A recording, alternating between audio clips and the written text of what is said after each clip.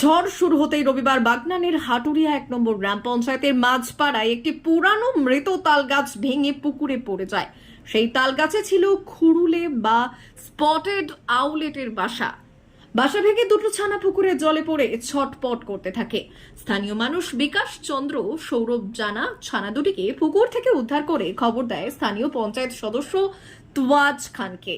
তোয়াজ খান ও আব্দুল রহিম আলীর থেকে খবর পেয়ে বন্যপ্রাণ সংরক্ষণকারী চিত্রক প্রামাণিক ও সুমন্ত দাস এই ঝড় বৃষ্টি মাথায় নিয়ে ছানা দুটি উদ্ধার করতে যায়।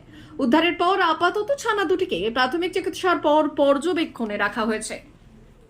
আচ্ছা, আপনারা দেখতে পাচ্ছেন যে আমরা এখন আছি হাটুরিয়া মাঝপাড়ায় এবং এখন তো এই যে ঘূর্ণিঝড় রেমাল আসছে, তো দেখতে পাচ্ছেন যে ঝড় বৃষ্টি প্রচুর শুরু হয়েছে।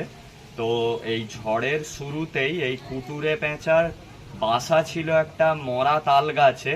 তো হাওয়ার তাণ্ডবের জন্য তাল গাছটা ভেঙে পড়ে যায় যেহেতু ঝড় হচ্ছে। তো এই কুটুরে পেঁচার বাচ্চা দুটো পুকুরে পড়ে যায়। তো এখান থেকে এখানকার স্থানীয় পরিবেশপ্রেমী সচেতন মানুষ বিকাশ চন্দ্র এবং সৌরভ জানা ওই কুটুরে পেঁচার বাচ্চা দুটিকে পুকুর থেকে কুড়িয়ে এখানকারই স্থানীয় সমাজসেবী ওয়াজ খান ওনাকে খবর দেন এবং খবর দেওয়ার পর আমি ও সুমন্ত দাস আমরা এই ঝড় এবং বৃষ্টির মধ্যে আমরা এখানে এসেছি। তো এই দুটি হচ্ছে স্পটেড আউলেট বা কুটুরে পেঁচার ছানা আমরা উদ্ধার করে নিয়ে যাচ্ছি, কারণ যেহেতু এদের বাসাটা ভেঙে গেছে এদেরকে ফেরানো সম্ভব নয়। তো এদেরকে পরিচর্যার পর আবার পরিবেশে ফিরিয়ে দেওয়া হবে।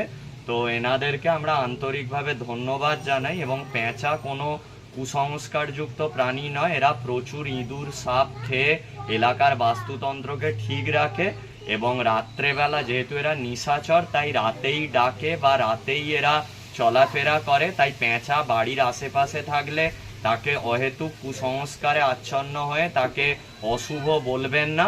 ধন্যবাদ জানাই বিকাশবাবুকে, সৌরভদাকে এবং বাকি এলাকার সবাইকে যে তারা সচেতন নাগরিক হওয়ার পরিচয় দিয়েছেন। কেটে দাও।